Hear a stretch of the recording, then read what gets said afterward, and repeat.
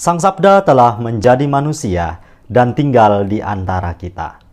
Para sahabat Sabda Hidup yang terkasih, berjumpa kembali bersama saya, Frater Jimmy, dalam permenungan hari ini. Jumat 17 September 2021 dalam Pekan Biasa yang ke-24.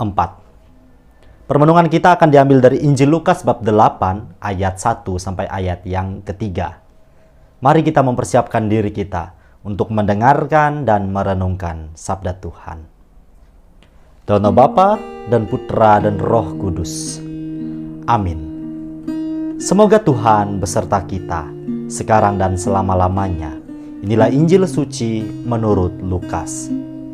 Dimuliakanlah Tuhan. Tidak lama sesudah itu Yesus berjalan berkeliling dari kota ke kota dan dari desa ke desa memberitakan Injil Kerajaan Allah. Kedua-belas muridnya bersama-sama dengan dia dan juga beberapa orang perempuan yang telah disembuhkan dari roh-roh jahat atau berbagai penyakit, yaitu Maria yang disebut Magdalena yang telah dibebaskan dari 7 roh jahat, Yohana istri Kusa, bendahara Herodes, Susana, dan banyak perempuan lain. Perempuan-perempuan ini melayani rombongan itu dengan kekayaan mereka. Demikianlah sabda Tuhan. Terpujilah Kristus. Para sahabat Sabda Hidup yang terkasih, dimanapun Anda berada, salam sehat dan sukacita untuk kita semua.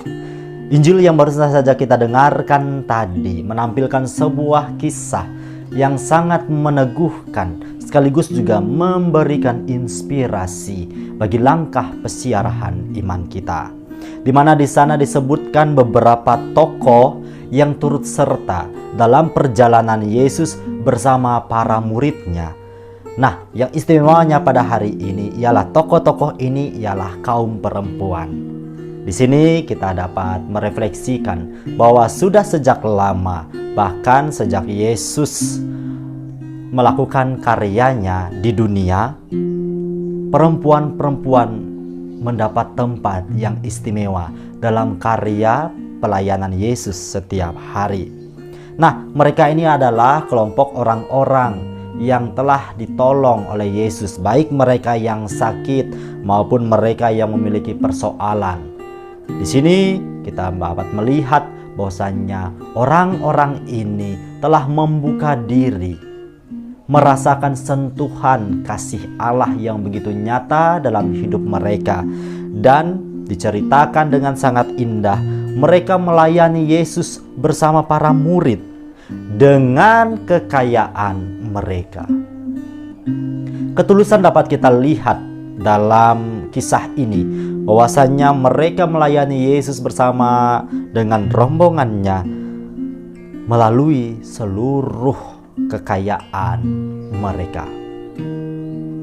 Tentu mari kita merefleksikan juga sebagai orang-orang beriman, panggilan dan perutusan kita juga senantiasa mengarah pada semangat pelayanan kasih. Adakah kita dalam hari-hari hidup kita juga mau melayani dengan tulus? Bukan hanya menunggu kita berkelimpahan materi, melainkan melalui apa yang telah Tuhan sediakan, apa yang telah Tuhan berikan.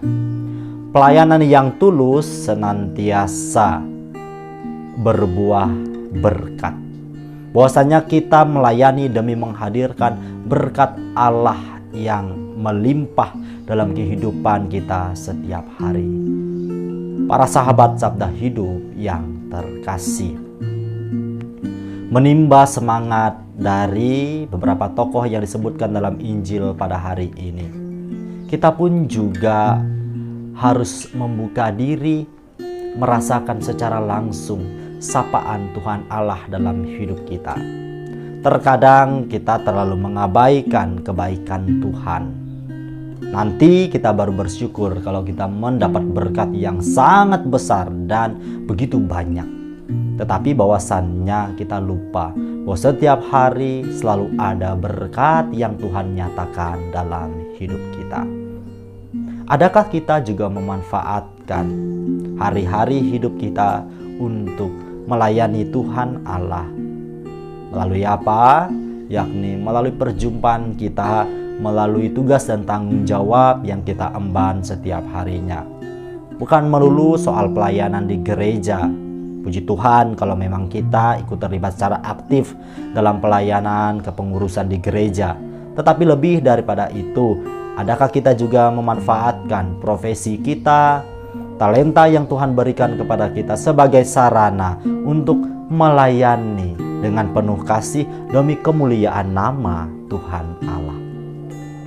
Para sahabat Sabda Hidup yang terkasih, adakah kita juga merasa hidup kita senantiasa dibaharui oleh kasih dan kemurahan hati Tuhan?